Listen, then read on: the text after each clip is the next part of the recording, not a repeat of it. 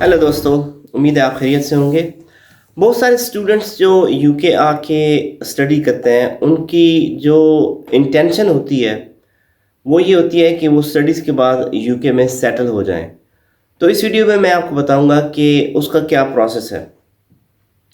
अगर आप यूके में स्टडीज़ करते हैं, ग्रेजुएशन करते हैं या मास्टर्स करते हैं, तो उसके बाद आपको पोस्ट स्टडी वर्क वीज़ा मिलता है जो 2 साल का होता है। अगर आप पीएचडी करते हैं तो आपको 3 साल का पोस्ट स्टडी वर्क वीज़ा मिलता है। अगर पीएचडी आप करते हैं तो फिर तो चांसेस आपके यहाँ पे सेटल होने के बहुत ज़्यादा हैं। उसकी वजह यह है कि यहाँ पे यूनिवर्सिटीज़ में टीचर्स की वैकेंसीज बहुत ज़्यादा हैं। पीएचडी करते हुए ये होता है कि आपको अक्सर यूनिवर्सिटी के अंदर ही आपको टीचिंग की जॉब मिल जाती है। वो ये आपसे कम से कम 10 घंटे आपको टीचिंग के देते हैं, जिसके अच्छे खासे पैसे देते हैं ये लोग। तो पीएचडी वालों के लिए तो बहुत आसान है। उसमें आपकी जो इनकम होती है वो भी इनकम अच्छी खासी होती है, क्योंकि अगर आप उसके बाद जब सेटल होना चाहते हैं, जो आप वर्क परमिट के लिए अप्लाई करना चाहते हैं, कम से कम आपने 18,000 से ज़्यादा इनकम शो करनी होती है। तो वो तो हो जाती है। 18,000 आजकल इतनी ज़्यादा पे नहीं है, ये मिनिमम वेज है। नॉर्मली जो लोग शॉप्स वगैरह पे काम करते हैं उनकी 24-25 हज़ार उनको तनख्वाह मिल जाती है। तो पीएसडब्ल्यू के दौरान अगर आपको जॉब मिल जाती है तो जहाँ पे आप काम कर रहे होंगे बहुत ज़्यादा चांसेस हैं कि वो खुद आपके वर्क परमिट के लिए अप्लाई कर देंगे। आज जो बड़ी बड़ी कंपनीज़ हैं उनके पास ये वर्क परमिट का लाइसेंस होता है, तो वो आप अपने वर्कर्स के लिए वर्क परमिट अप्लाई कर लेते हैं और आपको फिर वहाँ पे काम करना पड़ता है 4 साल के लिए, और उसके बाद आप यहाँ पे इंडेफिनिट आपको मिल जाता है। हाँ, ये ज़रूर है कि क्योंकि ये लंबा प्रोसेस है, इसमें 4-5 साल लग जाते हैं, तो रूल्स चेंज होते रहते हैं। हो सकता है जो रूल्स अभी हैं उससे मुश्किल हो जाए रूल्स, या उससे आसान हो जाए। अभी तो जो सिचुएशन यूके में है वो ये है कि यहाँ पे काम करने के लिए लोग इनके पास कम हैं, वैकेंसीज बहुत ज़्यादा हैं। तकरीबन 10 लाख लोगों की जॉब्स ओपन हैं फ़िलहाल।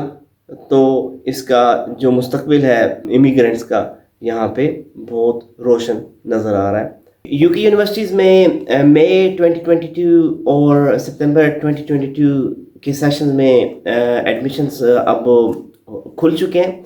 बहुत सारी यूनिवर्सिटीज़ में मई का सेशन भी रन करती हैं, लेकिन बहुत सारे प्रोग्राम्स में मई का सेशन अवेलेबल नहीं होता।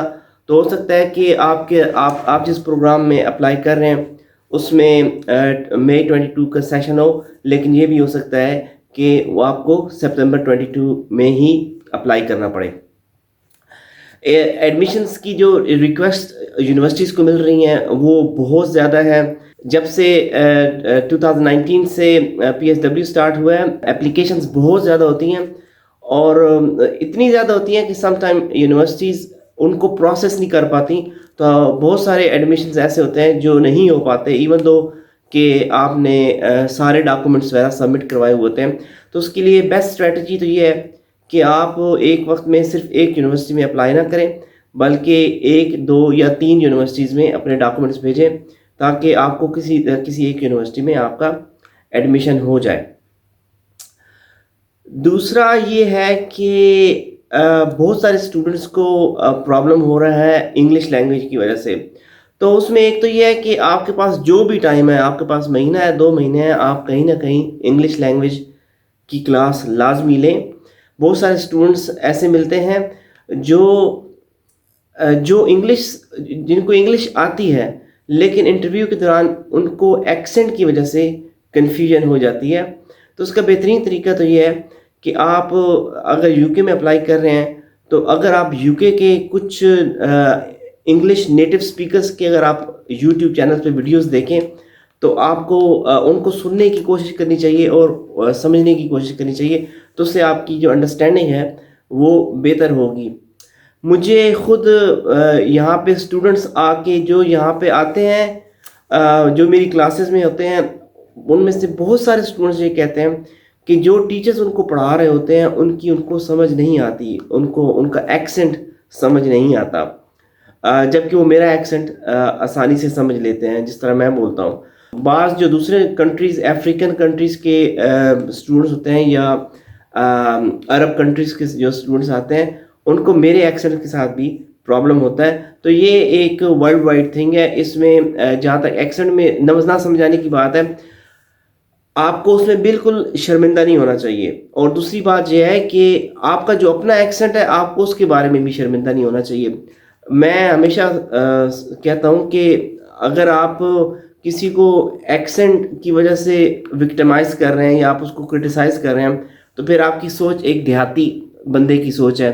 جو لوگ ملٹی کلچرل سوسائٹیز میں رہتے ہیں, کیونکہ میں تو یہاں پہ لندن میں بہت لمبا عرصہ رہا ہوں, تو مجھے پتہ ہے کہ جو لوگ ہیں دنیا کے مختلف کونوں سے آتے ہیں, ان کے ایکسنٹس ڈفرینٹ ہی ہوتے ہیں.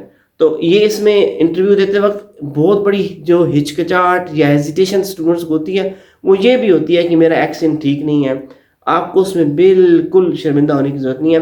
ایکچولی جو انگلش لوگ ہیں وہ اسی بات کو اپریشیٹ کرتے ہیں کہ آپ میں اتنی کریج ہے کہ آپ ایک دوسری لینگویج بول رہے ہیں.